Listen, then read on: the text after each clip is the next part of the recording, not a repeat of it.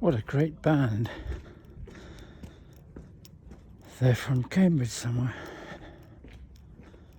And when I went in, they started playing that Creedence Clearwater Revival song, Have You Ever Seen the Rain?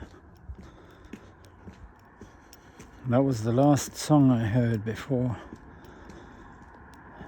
on my way on the bus from Tecate to Otay Mesa.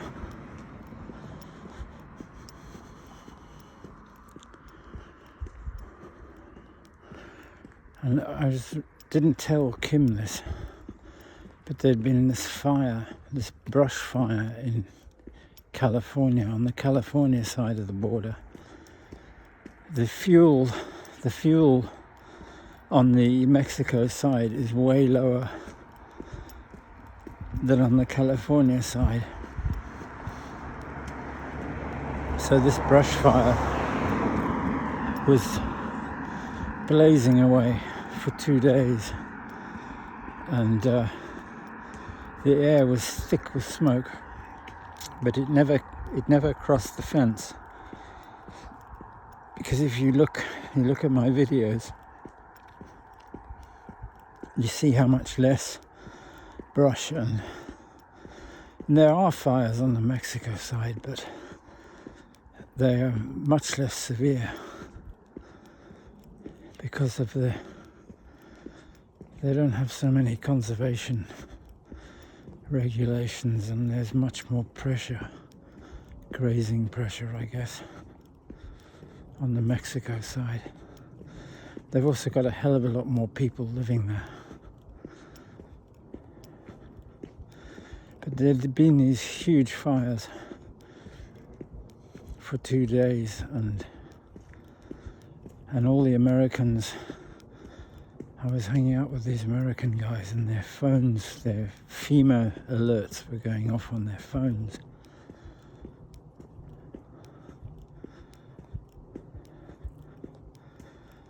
And I can't remember what David Lynch's song, but what triggered me to go across the border was David Lynch saying that it was toasty.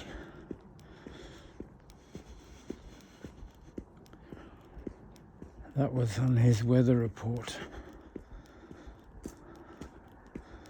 of the 1st of September 2022.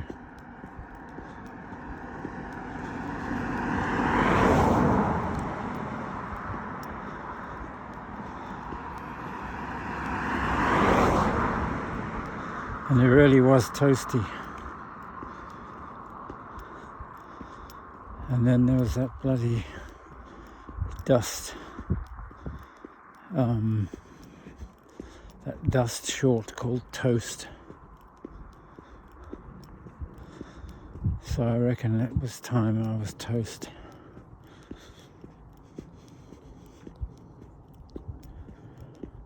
And I got on a bus. I packed all my stuff.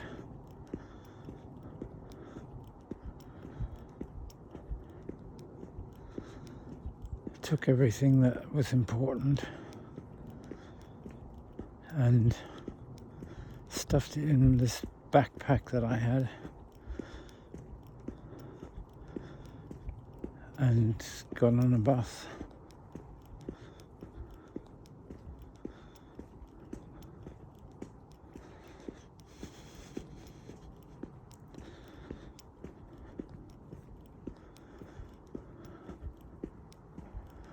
And I met a really nice American girl at the front border crossing in the queue. There was a bit of a queue to go through. She lived somewhere up in New York somewhere. I think it was New York, somewhere in the northeast. And she was very kind. I told her that if I didn't get through, I wouldn't even have enough money to pay my rent. And so she gave me 200 pesos.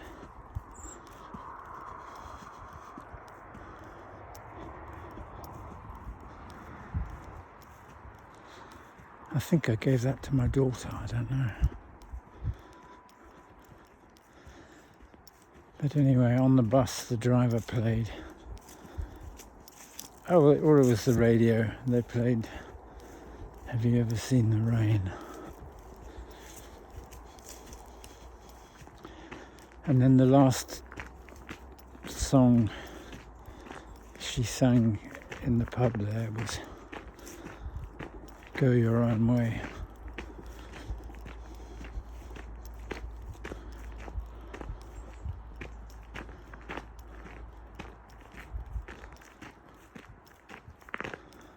What a great song.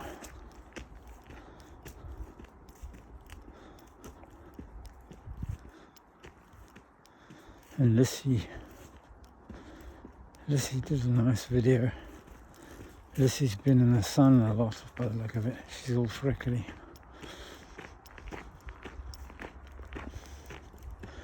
Toast. Because it's that time of year again.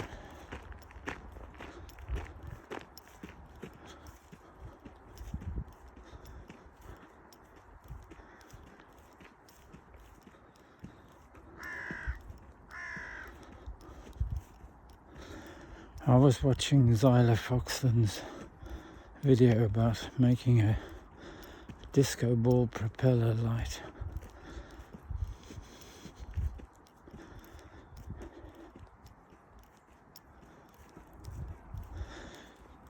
I wonder if anybody would want to work on a project like that in Bolivia. I got a friend whose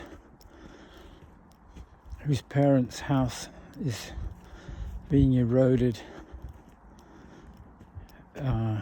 It's probably gone by now. He had an estancia on the other side of the valley from Sorata. It's not just on the other side of the valley, it's down the valley and on the other side. It's about a couple of hours walk. Past the Gruta de San Pedro and then up the other side and along. And there were these estancias that were owned by mestizo families in the 19th century. And sometime around 1899 there was a peasant uprising and they burned all these estancias down. And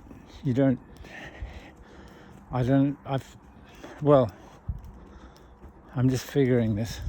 They'd all burnt down and they were in ruins. And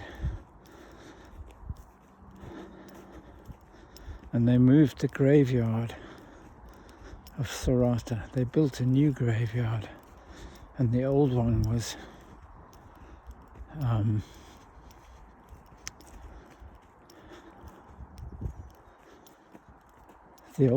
kind of obliterated. There's nothing left of it.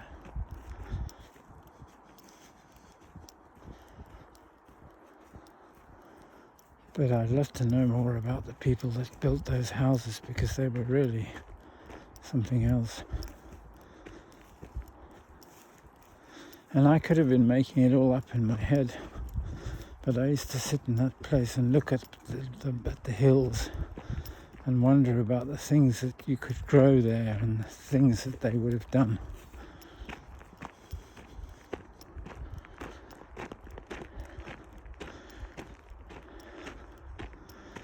And they called it a paraíso terrenal. And there are lots of places in Bolivia that people call it paraíso terrenal, but Larecaja, people wrote poems about that place. It was so beautiful.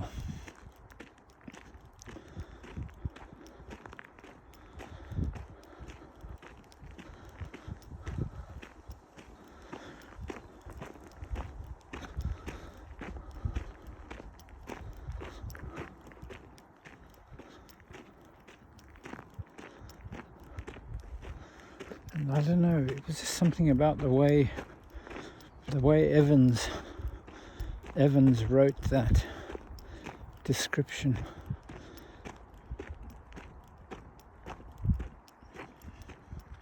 In that 1902 paper, you see, that would have just been a few years later. There's something about the way he talked about it,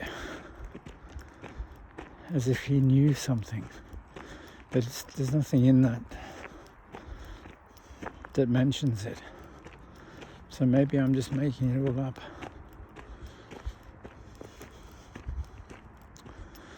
And when I was painting one of those houses, I was painting one of the old houses in the town. It had these amazing vaulted brick ceilings in the ground floor rooms were vaulted brick, and the architecture and the quality of the building was just fantastic.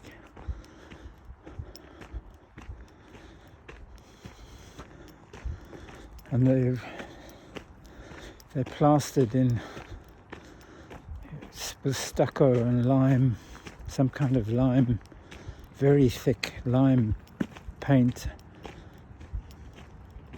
and some amazing colours that are hundreds of years old, and they still seem bright. Goodness knows what they were like when they were first done. It's an amazing place. Anyway, so I was thinking maybe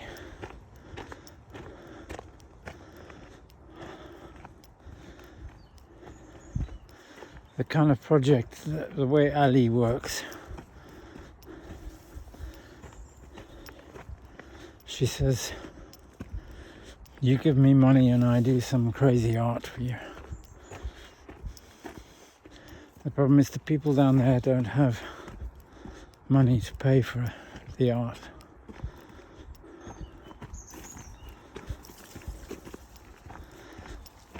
And their buildings and their land is just being washed away because they don't know how to control the erosion either.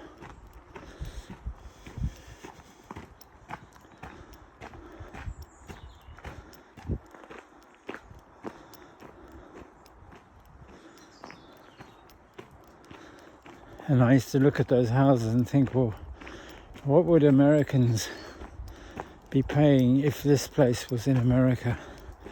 If you could look up and see a 6,500 meter snow-capped peak with glaciers from your property, what would it be worth?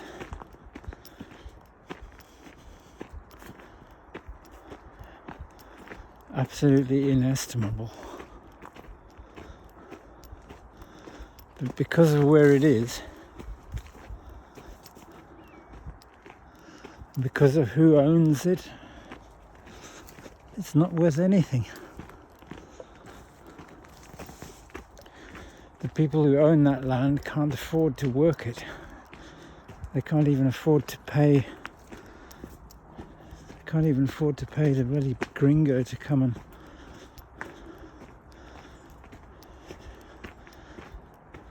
and plough it for them. I worked in the fields without pay.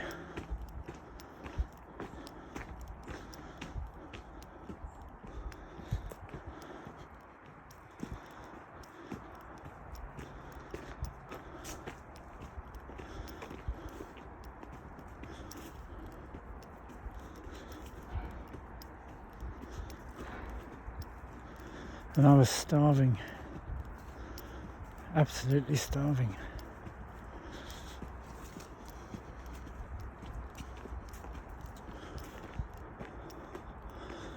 Fuck it.